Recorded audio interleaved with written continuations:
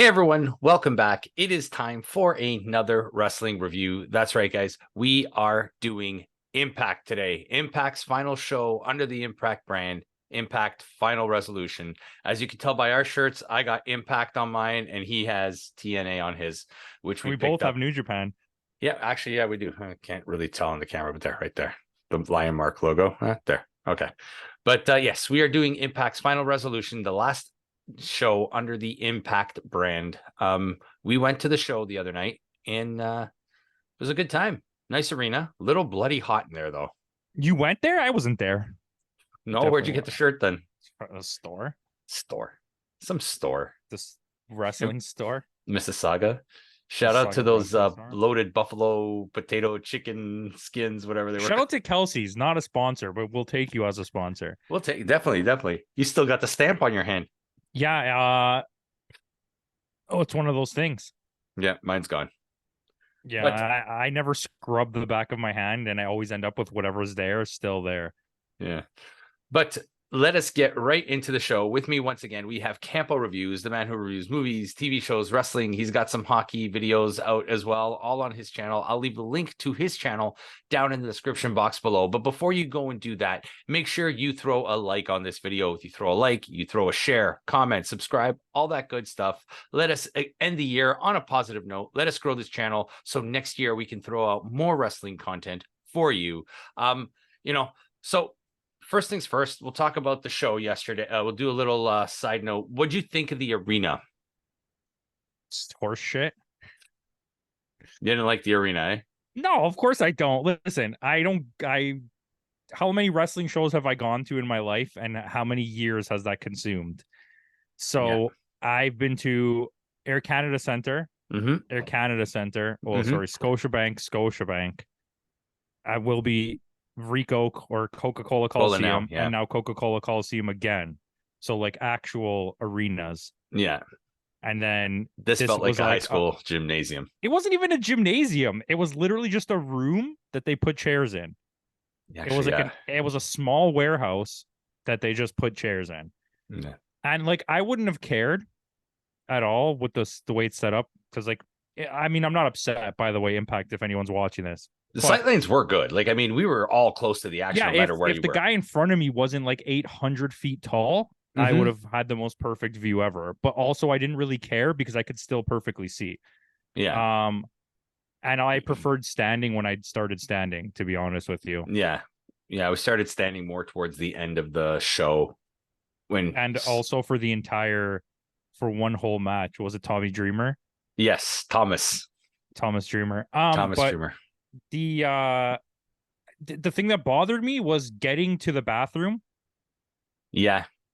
Getting out from the arena if you wanted to go to the concessions, and just the general concessions area. Like, it was so packed in there. When everyone was trying to come in, there wasn't even room to line up to buy anything because there were so many people. And then on the other side, you had the people signing autographs. Yeah. That like took up half the room as well. Yeah. And right in front of the door. So if you wanted to line up for them, you also had to get out of the way of the people that are coming in through the door.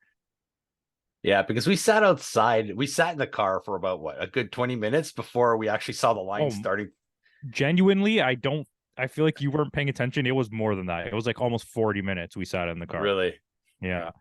Because remember, it got right up to like 7:15 before we and we just cut the line after. Yeah, well, because would you want to buy merch? Do I get to skip this whole line? Of course, I want to buy merch. Of course, we did anyway, right? But I was gonna buy it anyways, but yeah. But yeah, shout out to that jerk who just cut the line at the merch stand. Yeah, I hope you watch this. I hope you watch this. Yeah, exactly. But we'll get right into the show. This is the final, like I said, the final show under the Impact banner. They are not doing any more television tapings. They are done for the year. Yeah, this was it. And so they must already have some pre-recorded matches. Yeah. And then also, I'm assuming that the first two matches we saw, which I don't know if we're supposed to talk about them, are supposed to be... We'll talk about them anyway, if you want, like, in case it's not aired on the thing, because we didn't go back and watch the show yet. But I believe these did air on the YouTube channel before the show. Oh, they did? Yeah. Okay. Yeah, because I thought it was odd that it was two matches and it wasn't even the pre. Was it three? No, there were three. Yeah. What was the other one? Kazarian That was an actual pre-show match. That was though. a pre-show match. Yeah. Yeah. The The other two two like were dark pre-show matches. matches that they just kind of thrown on before the show. Okay, because after these two matches end, there was a countdown to the pre-show, and then there was a countdown to the actual show. Yes. So that's why I was like very confused by the setup of it. Anyways, digressing from the point. So at least we got to see him. The first pre-show match consisted of PCO versus Jesse V, Jesse 5, whatever he's called. Johnny 5 is alive. It's PCO. We got to see PCO. Got to see PCO, and it was a fine little match. He did all his greatest hits, and it was enjoyable. And the other guy was like a pretty big wrestler, so like large size. So it went together well. Yeah. It was fun for what it was. Then we have two completely unknowns, Jack Price versus Aiden Prince. Surprisingly, though, for two unknowns, at least to us, it was entertaining. It was entertaining, and the crowd was really into it for some reason. Yeah. Like they were really into it, yelling out their names and stuff. So what are they calling him? Princey or whatever it is. Yeah, Princey, because one guy was Princey and one guy was Prince, right? Yeah, Price. Prince and Price. Yeah. And you said the guy's trunks. How can you have Shawn Michaels and Bret Hart inspired trunks on the same trunks? I mean, they were nice, but still. Yeah. But Jack Price goes over. He was the bad guy in this situation, so he was the heel. So the heel goes over. Then we have the main event of the pre-show, I guess you could call it, which was Frankie Kazarian versus Sheldon Jean. Mm-hmm. It was fine. Yeah. Like all three of these matches were fine. I found it weird because I thought, okay, obviously you're doing this and it's a pre-show match, so it doesn't matter. So you're gonna let Kazarian put the other guy over, but then Kazarian won, and like I get how that better for the fans. It's also fitting for the fact that Kazarian needed to be on this show because this show did lack quite a bit of star power. It did, and he's also like an Impact original, so yeah.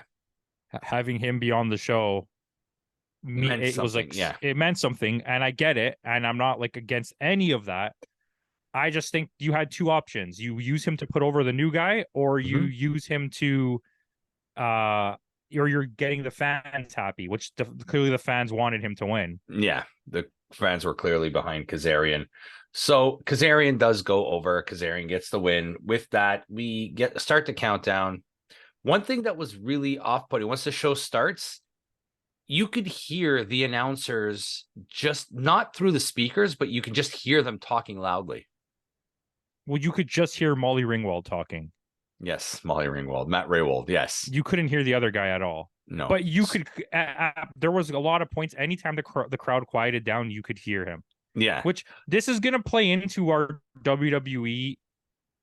What is it? Deadline, NXT deadline. NXT deadline.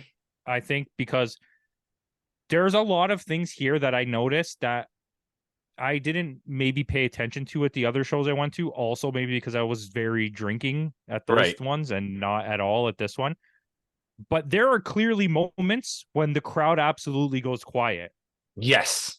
Dead silence. At WWE, there's no such thing as dead silence. Even though if you're in the arena, you can hear it get quiet sometimes. Yeah, this was that. Even with dead silence in the arena, there's a hum in there, like background noise. Where because it's such a small, there's inaudible noise there where it's just like sound. Oh, I'm lagging a little bit, yeah. But we'll go right into the main event, the main show. We start the show off. We have Brian Myers and Eddie Edwards with Alicia Edwards defending or going against ABC, Chris Bay, and Ace Austin for the Impact World Tag Team Champions. The first thing I want to say, and shout out to my boy Putty, for no reason except that I'm about to be a perv. Alicia Edwards is actually hot. Like, you know what I mean? Like, better in real life. Shit to her on TV. She is actually hot, like smoking hot. Sorry, I just felt like that needed to come out of my mouth. That's a Putty line. But this was a really fun match. It just goes to show, like, we have on this show, we've had two teams that made our top tag teams of the last 5 years. Yeah, and you know what? I hate them. We got a chance to tell them that they sucked. Everyone else in the arena agreed with us that they sucked. Yes, so we're not the only ones thinking that. But Edwards and Myers were pretty good in this match. Yeah, like they They were serviceable. They weren't bad. They did the job they were supposed to I do. think they're both veterans, right? So they know what to do. Plus, they are both they're both actually well-established tag team wrestlers. I don't think a lot of people Yes. know that. Because Whereas they've been Brian Myers solo. used to be with Matt Cardona in WWE, and Eddie Edwards used to be part of the American Wolves with Davey Richards, who I think Richards is still with MLW, right? I believe so, yeah. Yeah. But yeah, I think that the flow of this match was good. They played off each other well. They knew how to work the crowd. And this is something too I want to point out. Being at like all those major shows, they Impact, I guess, because these guys are so used to running the indies and like playing in smaller venues, they really know how to work the crowd. Yeah. They know that there's like only 1,000 people here, and we know how to get all the little Timmies upset. Yeah, And they because at like, one point Brian Myers shouts out, "Well, I'm glad Otani didn't sign with you guys," right? and you And know what I that just mean? worked up the crowd. And that will never happen watching an AEW or a WWE show. They'll never turn around and yell something at the Yeah, crowd. this very much had an indie feel to it. And I love that. And I think that's something that Impact does. That's a thing they bring to the table that the Yeah. other major companies don't. Yeah, absolutely they do. Absolutely. And in the end, this was a really fun match too. It wasn't like it was a bad match. No, this was actually a really good match. Like, Yeah, it was a I, good way to start the show. It got the crowd hyped up. mhm. The ABC end up winning, which made the crowd really happy. Like every It was a time, solid like 4-star. yeah, and every time like Chris Bay would throw up the two, the crowd would go sweet, right? So like they knew how to interact with the crowd, and that's why I think this review may be a little different because we haven't watched it back, but this is going off our experience at the arena, right? So there's And you obviously know things my feelings. I yeah, much prefer to hear the announcers. But yes, my thought process was next time we go, let's sit wherever behind the the announcers announcers. are so we can Yeah, also hear the announcers and watch the show. yeah. Because from what I understand, the announcing was good. Like, I mean, these two are probably going to be commentators of the year. They're definitely going to be, if not, they're like number two. Yeah, The improvement in Impact all around as a generally has yeah. been great. I got to talk with the show coordinator at the end of the show too, George, that gentleman I was speaking to at the end, and he says, "Yeah," he goes, "Thank you." He goes, "We appreciate that," because I told him flat out, "This is Impact is the most improved wrestling company of 2023," and they are, and this is the right time for the rebranding. I think. Yeah, yeah. I mean, I don't listen. I'm not a fan of Mhm. TNA, so for me, it's completely irrelevant. Yeah, I'm not against doing it, but I don't. For me, it doesn't matter. Like I know, like a lot of people there when we were buying the shirts are all like, "Oh, this is gonna be awesome. We're gonna relive our childhood." I'm like, I didn't even watch wrestling at that time. yeah, and it was so hard to find at the time too, especially living in Canada. You weren't able to find Impact Wrestling until it moved to Spike TV. Yeah, and So then once it left Spike, you couldn't find it anymore either. until now, it's owned by a Canadian company. Yeah, but it's still not on Canadian TV. Yeah, it is. What And channel does it I play think on? it's Fight TV in Canada or something Yeah, like you have to that. pay for that. Yeah. It's Well, not it's on like your cable no, it's TSN. not on basic cable, yeah. Which is so funny. It's owned by like a Canadian, and the president's Canadian, and most of the talent are Canadian. It feels like a Canadian promotion, and it's hard to find in Canada. But we'll move on to our next match. What happened is after the match, they hijack Alicia Edwards and the gentleman. They hijacked the show. They said they're not leaving until they get what they want, or what's if it's going to make you guys happy, we're not going to leave, right? So she decides to stay in the ring, and out comes local boy Santino Marella in full gimmick, going, well, okay, if you're not going to get out of the ring, and since you already have your gear, he called it your wrestling costume. And he owns the place that we were in, right? Or he I don't used know to if own that he place. used to own it. Yeah, he used to be the owner of Battle Arts Academy. So the long-term relationship is still there. Damore mentioned it in one of his promos off air yesterday.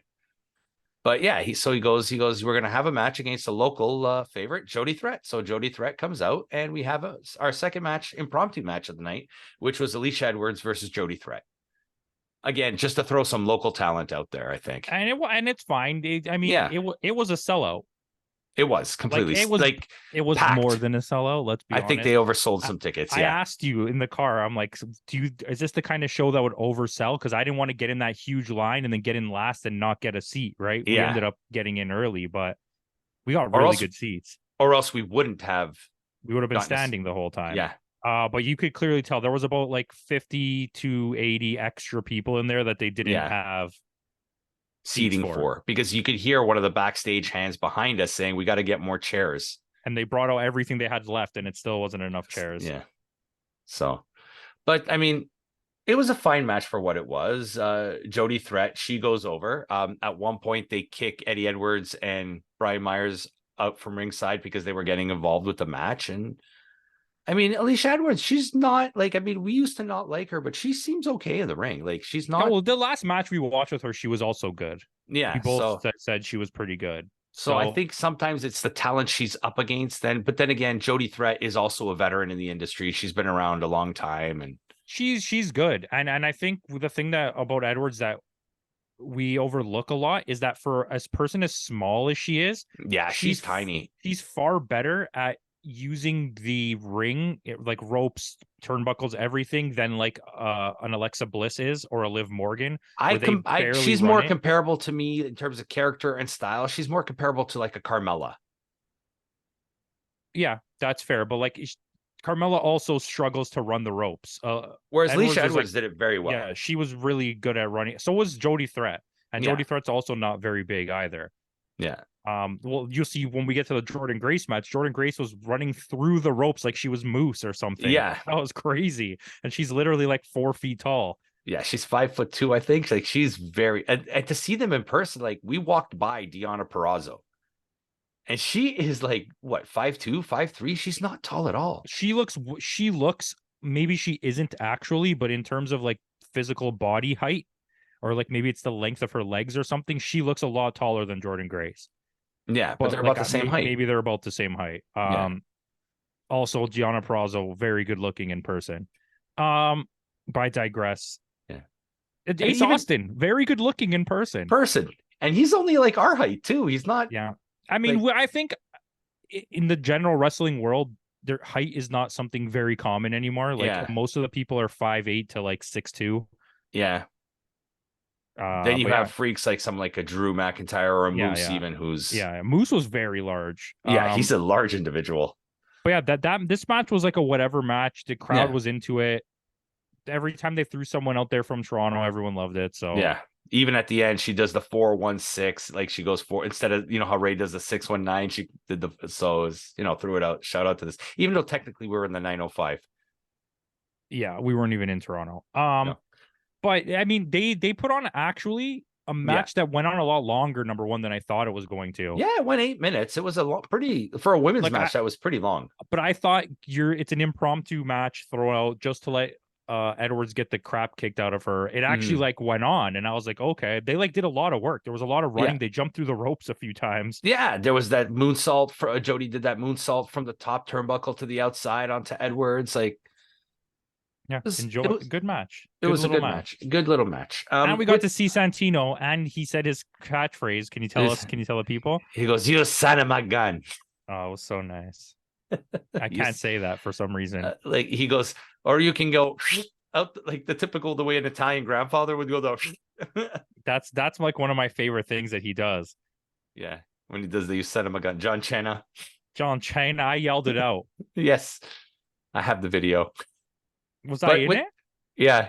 With that, we go into our next match. It is the Impact Digital Media Championship match. It is Tommy Dreamer defending it against Diener. What happened to and I asked you this that night too. I said, what happened to Crazy Steve? Crazy Steve has the briefcase. Are they saving that for Impact or for when the rebranding in TNA? Like, are they? Because the only thing they went through with was Yuya getting fired and ABC winning the tag belts. Yeah, when we know Moose is challenging at the Vegas thing. Yeah, hard to kill. And we don't know anything about Crazy Steve yet. Yeah, and I know the Rascals are going up against what's it called? The ABC at Hard to Kill as well. Well, they set that up today. Oh, we forgot about that. Which one? Oh, that hasn't happened yet. What do you mean? They came out. Who did? The Oh, the Rascals. Rascals. That's right. The Rascals came out during the tag match and beat down at the end. ABC at the end. Yeah. That's right. That's right. We We're forgot already about that. forgetting things. Yeah, and it only happened yesterday, less than 24 hours ago. And nobody drank. Nobody drank. Yeah. It was probably the chicken sandwiches. Oh, shout out to that buffalo chicken sandwich. Oh, the funny part, just speaking of drinking, the guy that was standing on the left of us with the belt that he couldn't sit down because of where his angle was. Yeah. He went at one point and bought like 5 beers and brought them back for his 2 buddies, and neither one of them wanted one, and he got stuck with all 5 beers, and you could see the look on his face. He was like, I don't want to drink these. I was like, you stupid idiot. Those but shout out to the belt he had, the old school Impact. Yeah, it was nice. It was a nice belt. That's a nice belt. That's a nice belt. Do you think maybe they're not defending Tommy Dreamer's they're not doing that with Crazy Steve until after the rebranding because they may rename the belt? Maybe. I also think that they just didn't want to have their final thing be they wanted to give the fans Tommy Dreamer winning. You could tell that this event was catered to the fan reaction. Yeah. Because we got a few ECW chants. We got too many ECW chants from one guy, and nobody ever joined in on his chants. But he just never shut up for the whole thing. We'll talk about him later in the show too. He was in the front row multiple times. He was told, and one time was even by one of the people that work there, to shut up. Yeah, literally, the staff told him to shut up. Even Josh Alexander told.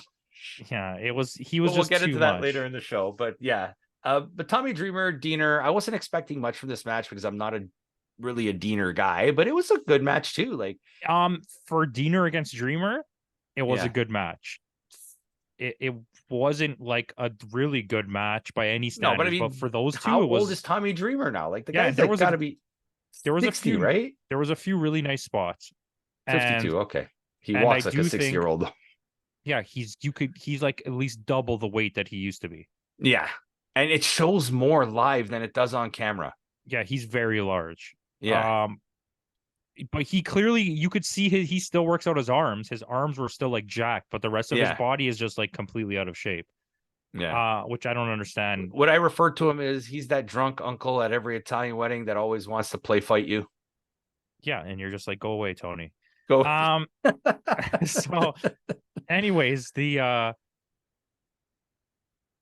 was good. I mean, I wasn't expecting a title. I was upset right when I heard Diener because like I hate Diener. But he knows how to work a crowd. I got to give him that. That's it. He worked the crowd like so far up to this point, and everyone was pretty good. Like Alicia Edwards was like crazy. She was getting people like ready to kill her. And even Diener was really good. But Diener was like on a new level of it. Plus, he kept doing like comedy stuff where he just didn't want to fight. He would just roll out of the ring and be like, "No, I don't want to fight." Nah. Which worked with this match, but it's weird because I don't remember, after all the Impact that we've watched, him ever being that character. Like, wasn't the design always like kind of a serious group? Almost kind of like the Righteous, kind of like a cult. So it was weird to see him do comedy. Like, there was a lot of comedy. Yeah. Another guy we were talking about too, we haven't seen it forever, was Alan Angels. Yeah, Mr. Angles. Mr. Angles. But then again, we weren't expecting a title change here. You know, this show was all about making the crowd happy, and Tommy Dreamer wins. And as it should be. I think, as much as I really don't care about Tommy Dreamer being the champion, at least the crowd is happy at this point. You know what I mean? I'll never get to see Tommy Dreamer wrestle again. So... Yeah, this is or someone like Rhino will never see Rhino wrestle again. Yeah, so for us, that's kind of fun. It's like, you know. Yeah.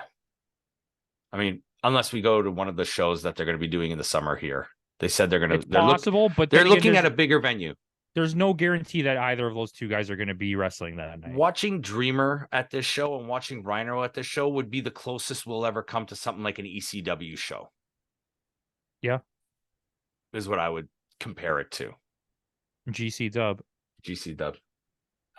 So Tommy Dreamer goes over. So they show a little promo on screen. It didn't really play out too well on our end, but it turns out instead of Mike Bailey versus Trey Miguel, we are getting a tag team of Mike Bailey and a mystery partner against both members of the Rascals. So they introduce the Rascals. They come out. Mike Bailey comes out, and who should come out is Trent Seven, former Mustache Mountain, former teammate of a guy who wrestled on the same night in NXT, in Tyler Bate. Master Bate. Masturbate. So right away, Mike Bailey, Trent Seven, like this looked like a good Trent Seven. I said to you that night too. I said Trent Seven, his look and the way his image is, he reminds me of a young Michael Hayes. Yeah, I mean he's not young, but a younger Michael, like not Michael Hayes prime now. time Michael Hayes. Yeah, prime Michael Hayes. But it was good. I mean, it was fun. Mike Bailey, so the crowd started chanting mustache speed. Was it Speedball Mountain? Speedball Mountain. We were trying to get a mustache balls chant. Okay, not only was this match excellent, but it was very over with the crowd. Yes, like, it was. There Trent the crowd Seven was over when they popped huge when they announced them. Yeah, because it was for a walkout person. That's a big name. Like we were expecting someone like an Eric Young or like somebody local that would like. Is that no? You said Eric Young for somebody else. I think. Sorry. Oh, for Jake something. For Jake something, which we'll get to that. But yeah, they have a lot more local guys that they could have brought out. But it just felt Trent Seven is a big name for a walkout, especially on Impact. On any company, it's a big name for a walkout. He got a huge pop when he walked out on AEW when nobody knew that he was coming in. Yeah. So it was good, and it was a great match. Like their styles work together where Trent Seven is more of a strong catch style, British style wrestling, and Speedball is like Mike Bailey. He's like the karate, high flying kicks. And I even like the Rascals were like, you don't really hear it on TV, but you hear it in the arena. Like, they were joking around like, no more karate, no more kung. Like, you know what I mean? Like, but see what I mean? And this is like this. Okay. It's not to say that this doesn't happen on one of the big shows, but you could tell this was different. Like they were totally talking to the crowd. Like when he looks at Trent and he looks at the crowd and he's like, you slap hard, don't you? And then he tags him in to bring him in to do the chops. And it's like, that was clearly for the crowd to hear. And if you were at AEW, you probably wouldn't even have heard that if you're in the crowd. Unless you're in the first row or something like that. Well, unless you're on the side where nobody's sitting. Yeah. On the hard cam side where there's nobody. Yeah. But yeah. But it was a good match. Mike Bailey, like this is the first time, like this is the first time we're seeing a lot of these guys live. And to me, that's what I'm here for. Like this is, I got to see ABC, I got to see Trey Miguel, I got to see Mike Bailey, I got to see Josh Alexander, Zack Sabre Jr. Like that's to me the Motor City Machine Guns. We saw Zack Sabre Jr. twice this year. And the Zack Sabre Jr. we got at this show compared to the one at Forbidden Door. Like, see, that's the thing where we were sitting at Forbidden Door. We didn't know if Zach was acting the same way he acted at this show because you can't really tell from that far away. Yeah. And it's like those you can't really interact with the crowd. They're not playing with the crowd. They don't give a shit about you in the crowd. Here, it was a lot. There was people walking directly by them as they were falling out of the ring to the outside. That's the only way to get out. Yeah. Which I thought that was weird. There was not two, but like a wall and a half of the outside of the ring didn't even have a barricade. Yes. Like one whole side had no barricade and half of the other side had no barricade. Yeah, there's the bleacher side and the hard cam side. So the bleacher side had that half a barricade, whatever it is. But the hard cam side had nothing. The people are just like right there, sitting right next to the ring. And Eddie Edwards, we still have to check to see how he fell because there was a spot where he flipped over the top of the rope. I think he may have hit the barricade. Yeah. I think he landed on the stairs. Oh, that's why he was kind of holding his head after. Yeah, like you know how in between there was like a gap to go up and down the stairs there. Yeah. Could be. I'll watch. Anyways, but it's like, I mean, I'll go back and buy this on Fight. Like it was $14. It's worth it. Just to support them, I think I would because I was there too. We're definitely on camera. Yeah. Because we stood up and we were not far away from the camera. So most likely we'll probably get. You could look for us too if you want. Pay $14.99 to Impact now. Right now and help support them. But good match. Mike Bailey was awesome. I got a few good videos of him doing all of his greatest hits. Yeah. Trent Seven was awesome. The Rascals are great. I think the Rascals, if we revisit that tag team list, I think maybe the Rascals might. Well, I think if we did another one coming up soon, like give it like 2 or 3 years, they would probably be on it. Yeah. Right. If they keep improving, absolutely. I know they made the list, so like I'm not like crying about this, but I do think that not having Bishamon on it makes me feel bad that I didn't put Bishamon on my list at this point.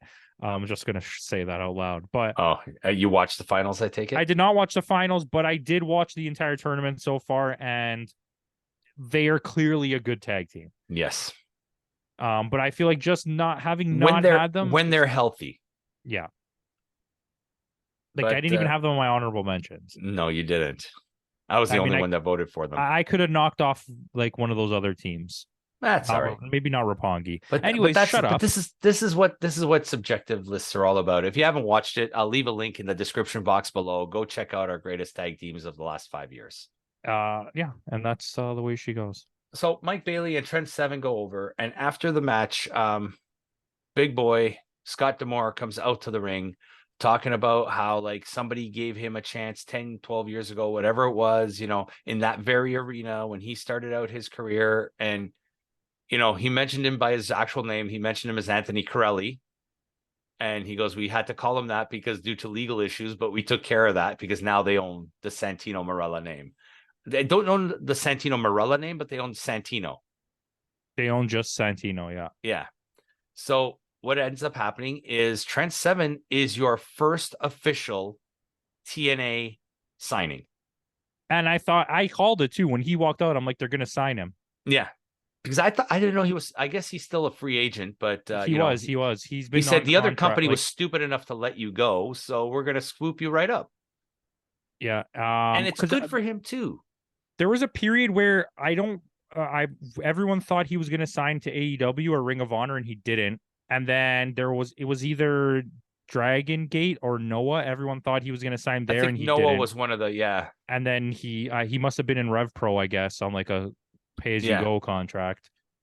But see, that's the thing about signing with TNA Impact. You have that opportunity. We were talking about on the drive home too. We were talking about working for a company like that. You get the exposure through them, and then your bookings will get higher on the independents. Yeah, because you're still allowed to get a shot for your big contract if that's what you want. Yeah, because it gives you the higher payout on the independents because you're on TV, you're a televised star. You know what I mean? Like to me, Impact TNA, it's not just this, but it's a real like developmental system where you come up through the minor leagues and then you have a shot of getting somewhere big, where like NXT doesn't count because you're actually already signed to WWE. You're not getting anywhere. Ring of Honor, you're already there. Like, you know what I mean? Oh, you're in DDT. Yeah, you're in Noah already. You're not like developing anything. Like we said, it's a high-end indie. Yeah, it's the highest end indie in my opinion. Yeah. So Trent Seven is your first signing to the new TNA, which is a good signing for Impact TNA at this point. It's huge. That's awesome. It's a great name. It's only going to get better. With that, we're going to go into our next match. Jason Hotch from the Good Hands. Prior to the show, he attacked Jake Something and saying Jake Something is not going to be able to compete in the match. And, I'm not going to wrestle, blah, blah, blah. That's when I turned to you and I said, okay, maybe they're going to throw out somebody like Eric Young here because he's another local guy. He's from Windsor. So I thought, if he comes out, the crowd would have popped huge for Eric Young. But they didn't. It didn't. We got Jake Something, who's actually an absolute massive mountain of a man, dude. Yeah, he's burly. The noises that they made when he was slamming down on the ring was like really loud. Yeah, it was. I missed most of this match because it was a short match, and I went to the bathroom. To talk about Pokemon cards. Yes, to talk about Pokemon cards. I'm so curious. Why did you talk about Pokemon cards? Okay, so there was this drunk lady who was wearing one of those old school WWE Attitude Era hockey jerseys. So clearly she was standing in front of us at the concession stand. So she's complaining about how, she's got to be about my age, mid to late 40s. But I don't live in the past. I still love modern wrestling, and I think wrestling right now is at its greatest point than it's ever been. 2023 was probably the best year ever for wrestling. But she was still caught up in 90s wrestling back in the Steve Austin days, and as good as it wasn't that great in terms of in-ring. If you go back now, it's not even close to as good as we remember it. But it's like we remember the stories, we remember the characters, but do you really remember any of the matches? No, you remember Steve Austin spraying people with milk. I mean, beer, and then Kurt Beer. Angle spraying people with milk. Right. You remember Mick Foley getting hit 17 times with the chair while he's handcuffed by The Rock, but Yeah, you you remember the don't remember. NWO. You remember the NWO. You remember Sting like floating down to the ring with the zip line, but you don't remember like the only match that really stands out to me from that era. We were talking about this is the Savage DDP match. I mean, there's other ones. The Yeah, Hell in a but I mean, Cell with Undertaker and Mankind. yeah, you remember that match, but it's like it's few and far between. Whereas this year was such a solid year for great. We got Kenny Omega and Will Ospreay twice this year. You got Will Ospreay and Mike Bailey. You Yeah, got Will Ospreay and Mike Bailey. You got Will Ospreay and Naito. you got Bryan Danielson against Zack Sabre Jr. finally this year. Yeah, we got this year was a spoiled year for wrestling. Yeah. So, but that's how the story came about. So she started going on and on about Logan Paul, how Logan Paul doesn't deserve to be in the WWE and that he's only a celebrity, and she's He doesn't, but he's good. He's good. I'm not going to say complain about him. And so she was going on and on. She just needs another $1 million to, buy more Pokemon cards. And that's how the whole Pokemon guy, I go, I got a few decent ones myself. And then the guy behind the bar, he just started showing me his Pokemon collection. Did he physically have them on him? No. He showed me pictures on his phone, but like still. So he spent like 5 minutes talking about Pokemon cards. Did she just leave? Yeah. She was drunk. Like, yeah, she also pointed at my shirt that had the 4 Bullet Club leaders prior to Finley. Right. And said, look, it's his shirt's awesome. It's a picture of the original Bullet Club. I'm like, yeah, the original Bullet Club. Considering Thanks. all 4 of them never really worked together at the same time. None of them did, except like a little period of Omega. AJ and Omega, yeah. And then kind of at the end, I guess Jay White and Omega. But Jay White's not on your shirt. Yeah, he is. Is he? Yeah. It's my shirt was Finley. AJ. Finley. It's Prince Devitt, AJ, Kenny, and Jay White. Okay. It's when he had the vest. That's how you could tell it's that's him. why. He's wearing Okay. that vest. Okay, but anyway, still, yeah. Shut up. Yeah. But I mean, yeah. And Jake Something is an absolute monster of a man. He's huge. Yeah, he's massive. It was an okay match. It was hard hitting. It was short. This was the bathroom break, which clearly that's what I did.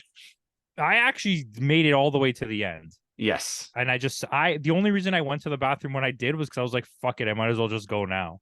Yeah, because then you're not going to go at all. Yeah. But Jake Something goes over. Short match. Filler match was what it was. Yeah. So with that, we are getting into our next match of the night. It was Rhino versus Moose. And we got a good chant going. I started that chant whenever they would yell Moose, I would yell out sucks. And the chant crowd actually started. Yeah, everyone was doing it actually. It was because they do the whole, like when he comes out, his theme song, and the crowd just goes Moose, Moose. So every time they would say Moose, I would yell out sucks. And the crowd started getting into the Moose sucks. So. Moose does suck. Moose does suck. This match surprisingly had legs. Yeah. Well, it was kind of a weird match because it ended right away with a disqualification. Yeah. Moose gets disqualified and he starts walking away. And who was it that came out and said it? Because it wasn't Santino. It was Rhino. Rhino took a mic and said, this match is going to continue. But who was the one that said we got official word from the back? I don't know. But somebody said it. And yes, it turns out it was the announcer guy. Oh, the ring announcer, David Pinzer. Yeah. Yes. So what ends up happening is David Pilfner. Pilfner, that's what the guy called him.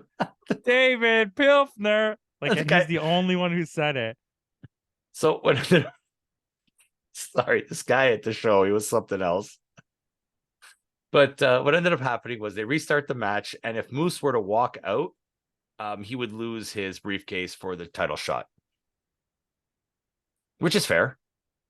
It gives them something to lose. This way the match can continue. And like you said, this match surprisingly had legs. Like they started, as soon as the crowd started chanting, we want tables, like Rhino right away pulled out that table. And the beginning of the match was good too, the quick one that ended with disqualification, because Rhino literally threw him a beatdown. Yep. So it made you think that, okay, there's no way Moose is going to beat this guy. Yeah. And it was good. Like it was a fun little plunder match. We got that ladder that bent but never broke, and we lost snapped Campo. back. Yeah. It was a fiberglass table, I think that's why. Or a fiberglass chair. It But was so weird because it completely bent, like it cracked in half, and then it just snapped back to being a normal ladder, ladder. which was weird. But yeah, Moose goes through the first table, and we get a ref bump, and out comes a second referee, and I recognize that second referee.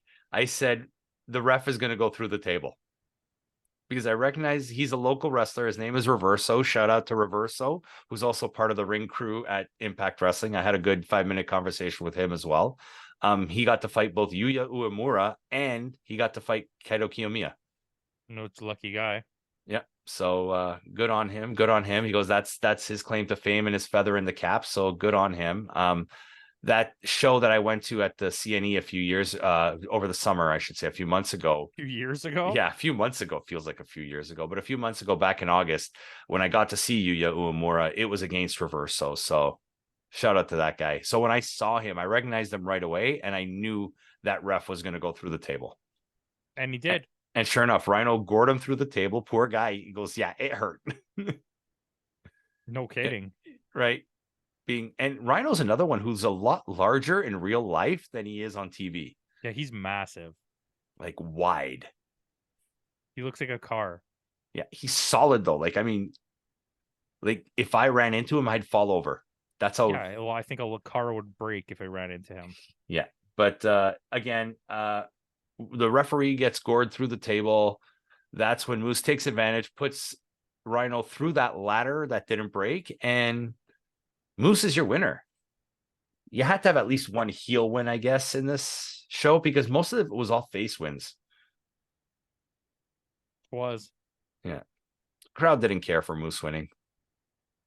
No, but it was a good match. Yeah. And the fact that we got tables and stuff was nice. There was a few really crazy chair shots. Yeah. Like Moose, when he hit Rhino, you heard it like throughout the arena.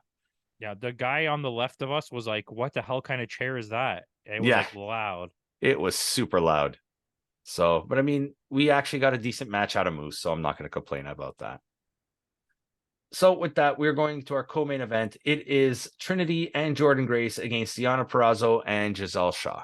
It shouldn't have been a co-main event. This should have been like one of the early matches. But like, I mean, it was still a good match. They really believe in Trinity. Yeah, they do. Like the fact that they made this co-main event before the match started, when they were off, when they're not on air, right before they were handing out all the glow sticks. They were handing out all the. Yeah, they were throwing everything out. Yeah. Oh, what was it? Was it a promo? Were they cutting a promo? Is that why it went off? Yeah, there was a promo backstage. Yeah, I forgot what it was. And they gave everyone glow sticks. You know, the kids were happy. There was quite a few kids there. It ended up being. Oh, there was one funny part I wanted to bring up. During the Alicia, I forgot to bring it up during the Alicia Edwards match when they were calling her a crack whore. The kid in the couple rows in front of us, he turns to his dad and he asks, "Dad, what's a crack whore?" Oh yeah, I heard him talking about it after. I didn't know what they were talking about. He's like, "I'll tell you when we get home." Yeah. Poor guy having to explain to his kid what a crack whore is. Like most of the time, I would say that like there was bad stuff being yelled out, and like it was fine. But like there was a few times where people yelled out like some crazy shit, and like someone who worked there like went over to talk to them or like yelled like "shut the fuck up" from like the side. Yeah, because it was. Some like holy shit chants are fine, but it's when you start, I think, yelling obscenities, like verbal, like slanderous obscenities, that's where they kind of there's a difference between like saying you're a crack whore, like, and everyone knows that's a chant because that's ECW type things with Francine and stuff. But like when you're like trying very hard to like personally attack somebody from the crowd, and it's like they're doing a show, like, can you just like shut up? It's almost like you're trying to interrupt an actor on a stage play. This is a thing, right? And I'm not trying to single out the specific situation here because it happens across wrestling. But I find this a lot from being at the WWE shows where people believe that it's actually real and like they need to like protect their wrestler that they like from the crowd. And at this, there was a lot of people there like this. We're like, oh, like the one guy, like Josh Alexander was like, his baby, the guy who wouldn't shut Yeah. up. And he felt like he needed to keep like cheering him on, or else he was going to lose the match. And it's like, dude, it's made up. It's predetermined. Yeah, He's like, not. Yeah. just calm down. Shout out Like, to that kid with the creeper T-shirt though. yeah, big time. That guy, and he got a lot of chants started actually. Yeah. But see, that's someone who's there. He's there to have fun. He's there to have fun, and he knew what he was. It was just a young kid like having a good time, starting some chants. And clearly he's never seen a hardcore match before because he was in total shock during the Rhino match. But that's like what it is when you're like an adult and you're there and you know there's kids around and you're purposely like trying to defeat this person verbally from 10 rows into the crowd. Like, just shut up. Yeah, like it's fun when we're making fun of Eddie Edwards and stuff. Yeah, I'm not being like, oh, but we're also not trying to get ourselves over. He was truly just trying to get himself over. But there was a lot of people, right? Like, there's people in there like, oh, run your kids over with a car. Like, what's wrong with you? This is wrestling. That's not being a heel. That's just being stupid. Yeah, and like, but it's a weird thing. Like, I didn't notice it that much seeing AEW. I mean, I'm sure there's weirdos at every wrestling show. Let's just be honest. But like, the Impact one per capita, there was a lot of people there like that were like really, and at the house show for WWE, it didn't seem that bad. At the SmackDown taping, it was like really bad. Like, the people there were like, oh, I love you, please, I love you. Like, bro, they're like, chill out. Like, this is not real. Relax. But going back to the match at hand, this was still a good match. These ladies are a lot shorter than the TV makes them appear. Trinity is a lot bigger than I thought she was. Yes, she's taller. She's a lot taller than especially compared to the other women. Just period. Actually, you know what? Giselle is taller than I thought she was too. Yeah, but she's skinnier than I thought she was. But I mean, in all fairness, and nothing against Giselle Shaw. Giselle Shaw also is post transition. Yeah, but so she's going to be a little taller. But you could be anyone could be short. Yeah. And I was surprised because Giselle Shaw is fantastic. Yeah, she doesn't look that thin on TV, but she was. Yeah. She's quite thin and a little bit more muscular looking than she does look on TV. On TV, yeah. But she was great in this match, though. Grace is like way more jacked than I thought, and a lot shorter than I thought. Like, she barely passes the top rope with her head. And isn't she taller than Jonathan? No, I don't think so. They're about the same height? They got to be like close to the same. They're like 5'2". Yeah, something like that. Anyways, that doesn't matter. This was actually a really good match. Deanna was on fire in this match. All 4 of them were good. Surprisingly, Trinity had no botches. She also yelled "wee," and it was hilarious. There was a spot where they did the whole like bouncing off the ropes. You know, they do the leapfrog over and then lying on your stomach and you jump. And when she laid on her stomach and Trinity jumps over, I think it was it Giselle or not? Yeah, it was over Giselle. She jumped, right? She goes, wee. Yeah, she did it another time too when she ran off the ropes. But like, she can really run the ropes. Jordan Grace was really good. All 4 of them can run the ropes, which it's kind of weird to me. I know maybe it is a weight thing, but like when people like Julia Hart and they don't even actually do anything with the rope, they run into it and then they just continue running because they didn't actually do anything with the ropes. Like, I hate that. Like, you got to run through the ropes. This was also one of the matches where that guy was at his worst because the crowd started chanting Virtuosa. And he just started yelling, Trinity. And the crowd would like, Virtuosa. And he'd be like, Trinity. Because he was the only one. Yeah. To be honest with you, Trinity, I mean, Deonna Purrazzo was really the only person in this match that got chance. Yeah. Yeah. And there was a bit where someone started a Giselle chant. Yeah. But like, no one really cheered for Jordan Grace or Trinity. Yeah, and but Giselle has come a long way in the last year. Yeah. And she's also been put in higher profile stuff too. Like, she was in that Julia match a few months back. And now, like, you're in a tag match with clearly your top 3 women in the company. So, yeah, one of them should be Masha Slamovich. I mean, should be. We got all these tag matches, and we didn't even get the women's tag champions. No, we were looking for. We wanted Slamovich versus Kelly, but Slamovich and Kelly, but unfortunately not. Yeah. But we'll talk about this after the show because there was a lot of people that we were expecting that weren't there. Yeah, like you said, this it's not that it didn't have star power, but it definitely lacked star power Yeah. because there was like a lot of like random people involved that like, especially for your last Impact, wouldn't you want to have like all of the big people on it? Yeah. Like one of your matches is Jake something versus Jason Hotch, and nothing against those two guys, but that's not a mid-card match. That's a pre-show match. Yeah, your first three matches, the first three pre-show matches, minus PCO and Kazarian, it was 4 wrestlers that you've never heard of. Yeah, exactly. But Trinity and Jordan Grace go over. We're building a feud. Giselle is going full heel. Perazo's become a face because Giselle blamed Deonna because Deonna took the pin. And Giselle blames Deonna for the loss. She tried to make it up to her, and she absolutely clocked her.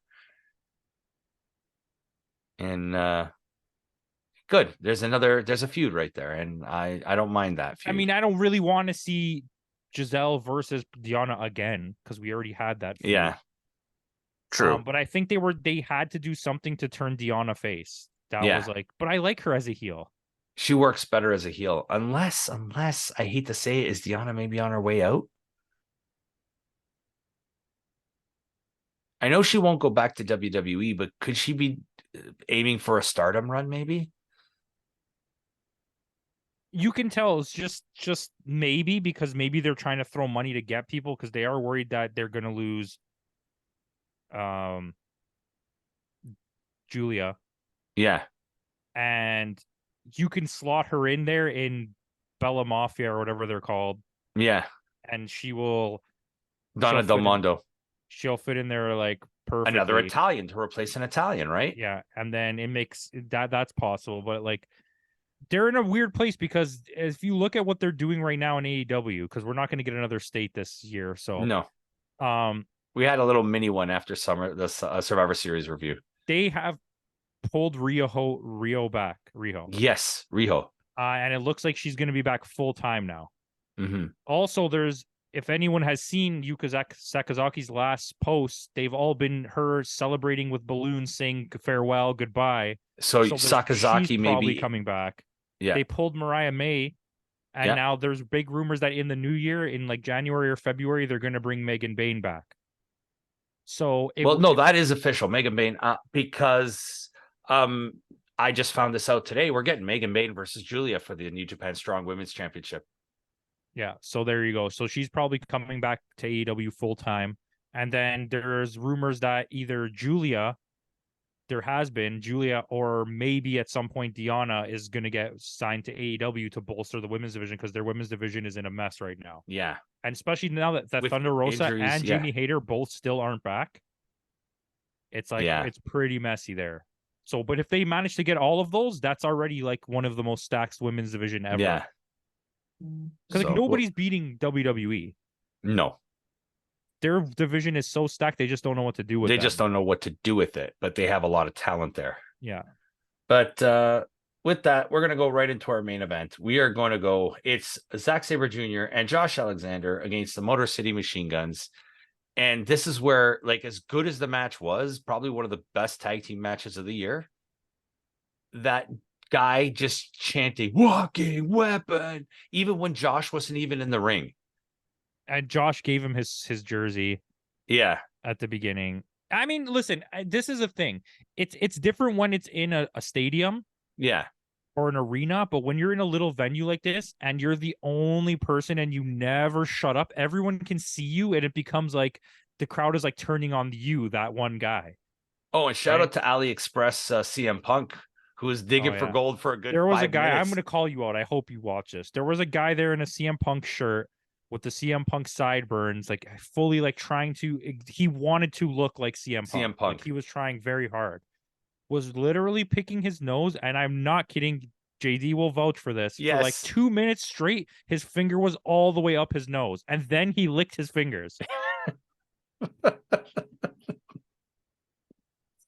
And he was trying. Not only was he like not like this guy had nothing wrong with him. He wasn't being subtle. Cool.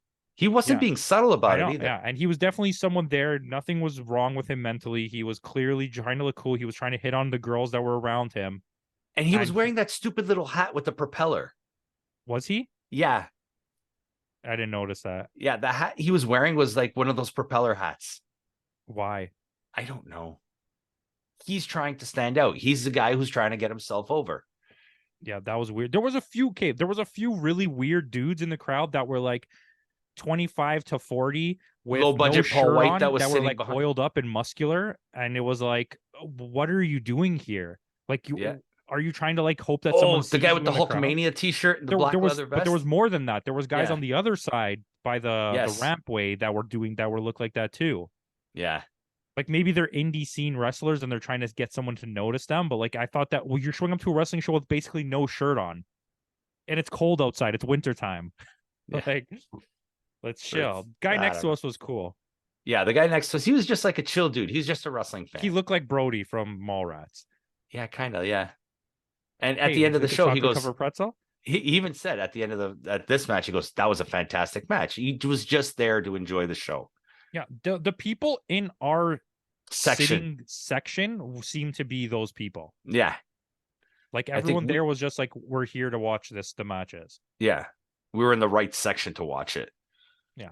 But yeah, Thomas that Dreamer. I had a few good yellouts. I hope I got on yes. like I made it on like live camera. They Yeah, heard you me. kept telling Tommy Dreamer Thomas. I was like, get up, Thomas. That was good.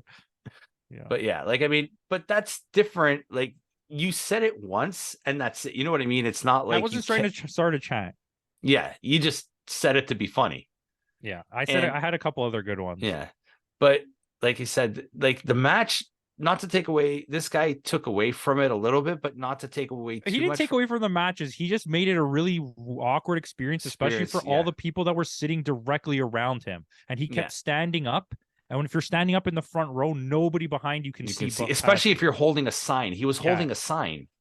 I know. It was weird, man. And then there was a group of people. I'm calling these people out too, since we're already in this.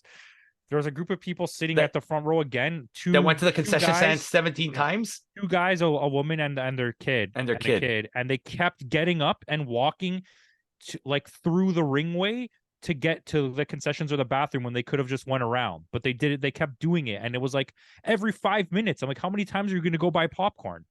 Yeah, they stood up more than they watched the actual show.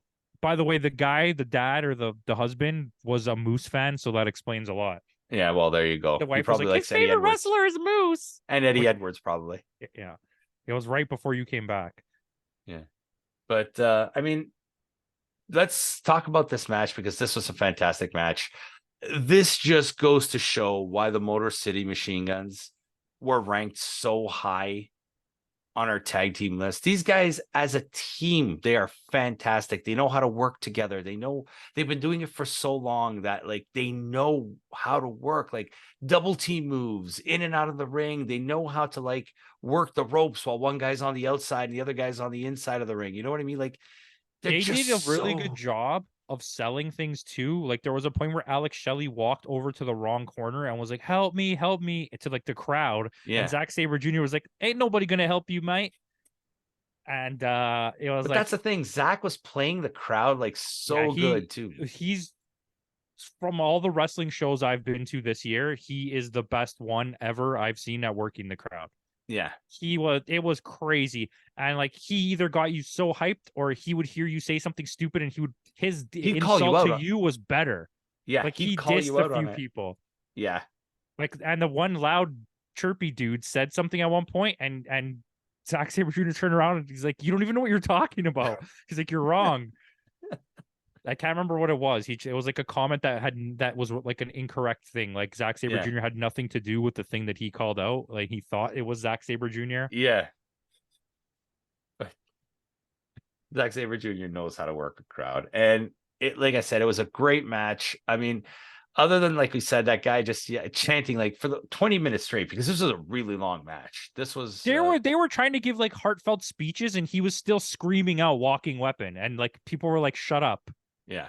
That's one of the security guards turned and told the guy to shut up. And then even Josh said, you've had your moment. Now let me have mine.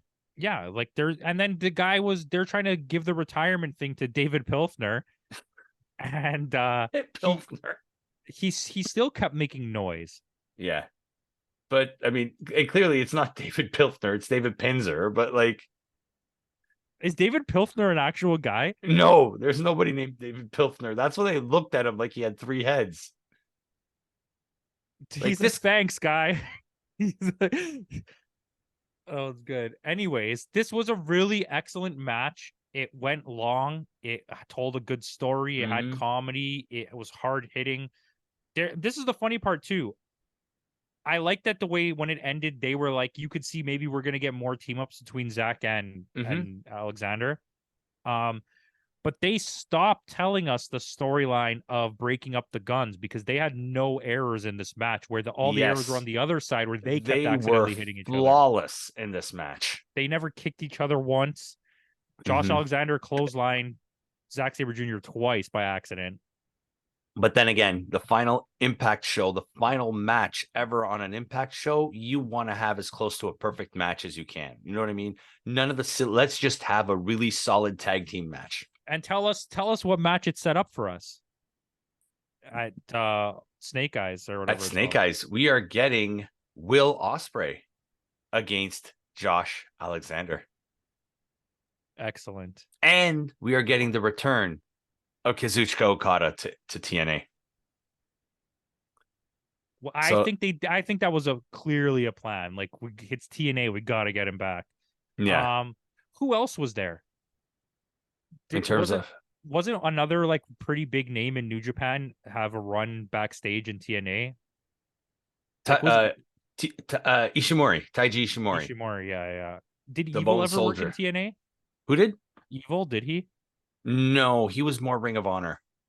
Oh He yeah, that's was I know he did have a long Ring of Honor fucking. He won the yeah, championship, yeah. didn't he? Yeah, As his name was Watanabe in yeah. Ring of Honor. But well, that's what his name was before he came back and changed From his name to Excursion, Evil. yeah. Yeah. Um. Yeah, yeah. But Ishimori was the guy. Yeah. So yeah, it'd be nice if they could get Ishimori to come by. Maybe have him against Jonathan Gresham. Mm, Fan booking. mm. Have him against Mike Bailey. But I want a short guy against a short guy. Yeah. But I'll take that too. Yeah, I'm Mike not. Bailey versus Ishimori would be so good though. It would be amazing. Yeah. Multiverse 3? Oh, it's happening. Come on. Well, I yeah. think it's not happening. It will be. Absolutely will be. So, show goes off the air. We get retirement speech. He's not retiring. I think he's just leaving the company, right?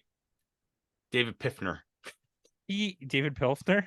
He's He clearly said, he goes, I'm not retiring. well, which I thought this was odd. Like they honored him and I got that part, but then like even Scott D'Amore basically was saying that you're fired. Like, because he didn't even know that. He Yeah. was caught off guard by this. Basically, they were telling him where you will no longer be working with the company. Yeah. I think he's on his way to Ring of Honor. Was he ever in Ring of Honor before? I don't think so, but they need an announcer. Don't they have that guy? Yeah, but he won't do both. Like you're thinking Justin Roberts? Justin No, don't Roberts, they right? have the original guy from Ring of Honor? Do they? I thought they did. Unless he's gone. Who knows? This is irrelevant at this point. But then my boy yells out this. Yes. Yeah. Yeah. Yeah. We got it. Scott D'Amore, thanks everyone for joining us. He mentions that this is the final. If I can find that clip, I'm sure it's on YouTube. They have it on their website, I think. But he just basically thanks for everybody for coming out. Thanks for supporting Impact Wrestling. This is the final show that they're actually performing as Impact Wrestling. There will be no more shows until Hard to Kill. Yeah. And then So his exact words were, I've paid enough fines for this already. Play the music. We're fucking back. And they play the original theme song for TNA. Mind you, it was very quiet. Like all the music for the rest of the night was very loud, and that song was like very quiet. Yeah. But I clearly Scott D'Amore is very passionate about it, and good on him. Good on him. He's really turned this company around. Oh yeah. And I'm looking forward to what 2024 has for TNA. Yep, big time. Yeah, good show. I touched some sweat. Yeah, we touched the hardest part of the ring. We did. Barry Barricade I touched as well. Yeah. And then I accidentally grabbed the corner of the ring where Chris Sabin was, or Alex Shelley was sitting. The rope, the whole rope was like covered in sweat, and I was like, "Oh, what the fuck is that?" It's Alex Shelley Sweat. But then the show goes, and then we left. We chugged a couple monsters, and I drove you home. And yeah, so I'm gonna rate this show without you even prompting or asking, because usually I tell you to go first because I like to be a dick. 7.2. Okay. Experience was an 8. Yes. In ring, yeah, I was a little higher. I was at a 7.4 for this one. But yeah, I think the experience was the best of any wrestling show we've been to. Well, we went to 2, but I've been to. You've been to a few this year, yeah. But it doesn't. The actual in-ring stuff was lacking. I mean, but for $14.99, I don't think you're losing out. No, it's well worth the $14 on Fight TV. I would definitely recommend watching. Yeah, just to watch the Final Impact show. I think this is a culturally important if the wrestling scene. Yeah, absolutely. The second time Impact left, when was they became first? Global Force. Oh, that's right. They became Global Force Wrestling for a while. So with that out of the way, guys, thanks again for joining us. Like I said, make sure you throw a like at this video, comment, subscribe, all that good stuff. And with that out of the way, and in the words of Kenny Omega, goodbye and good night.